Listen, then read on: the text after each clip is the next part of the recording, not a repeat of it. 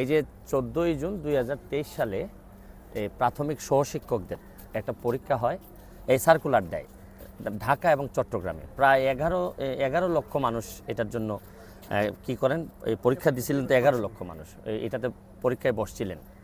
তো পরীক্ষার দিনে দেখা যাচ্ছে যে সবগুলা পত্রিকায় আসছে পরীক্ষার দিনে প্রশ্নপত্র ফাঁস হওয়ার পর পুলিশ এবং ডিবি, আমাদের ডিবি পুলিশ এর মধ্যে অনেককেই গ্রেফতার করেন এবং তারা স্বীকার করেন যে এই প্রশ্নপত্র ফাঁসের সাথে কারা কারা জড়িত, কিভাবে কি হয়েছে সব কিছু ছিল।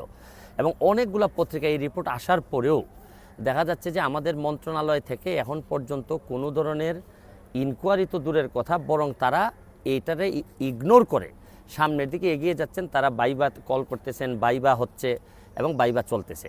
তো আমাদের বক্তব্য হচ্ছে যে এইরকম দিবালোকের মতো পরিষ্কার একটা এই প্রশ্নপত্র ফাঁসের ঘটনায়, এটা তো একটা দুর্নীতি, দিবালোকের মতো পরিষ্কার এইরকম ঘটনায় একটা তদন্ত কেউ করলো না। এর মানে হচ্ছে গিয়ে আমরা ধারণা করতেছি এটার মধ্যে যারা জড়িত তাদের মধ্যে ইভেন যারা এই মন্ত্রণালয়ে যারা ছিলেন তারাও জড়িত থাকতে পারেন।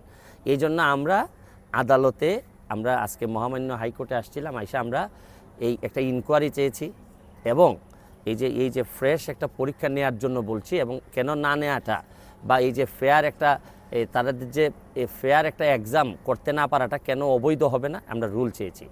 মাননীয় আদালত আমাদেরকে রুল দিয়েছেন, ভাইবা বসি যে পরীক্ষাটা, ভাইবা পরীক্ষাটা স্টে করে দিয়েছেন 6 মাসের জন্য এবং একটা ইনকোয়ারি কমিটি করে 3 মাসের মধ্যে ইনকোয়ারি রিপোর্ট হাইকোর্ট বরাবরে জমা দিতে বলেছেন। জি, সব কিছু যেটা যেভাবে আছে এইভাবে।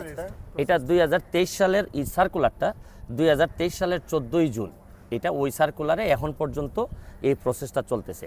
আপনি চিন্তা করেন যে সারা পরীক্ষা তো ভাইবা চলছে, এর আগে তো রিটেন ছিল, রিটেন হয়ে গেছে। এবং দুর্নীতিটা এবং প্রশ্নপত্র ফাঁসের যে বিষয়টা, এটা কিন্তু এমসিকিউর সময়, এই যে 100 মার্কের যে একটা এমসিকিউ থাকে ওই সময় হচ্ছে কি দুর্নীতিটা।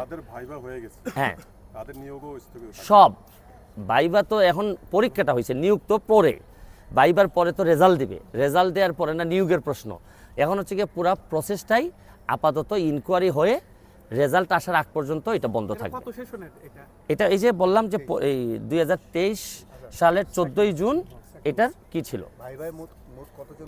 বাইবাতে প্রায় 11 বাইবাতে আমরা এক্স্যাক্টলি এখন জানি না, প্রায় 48,000 বাইবাতে। সব বন্ধ থাকবে, সব বন্ধ থাকবে।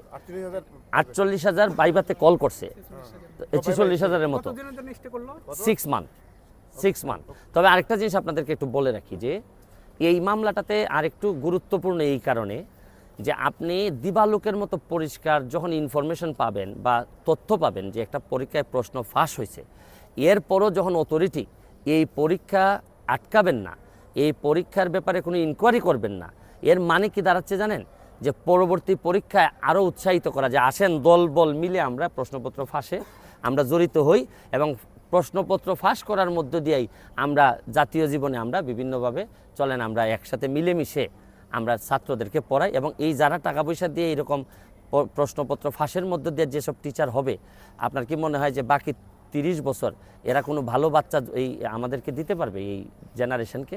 এই জন্য এটা খুবই গুরুত্বপূর্ণ একটা বিষয়।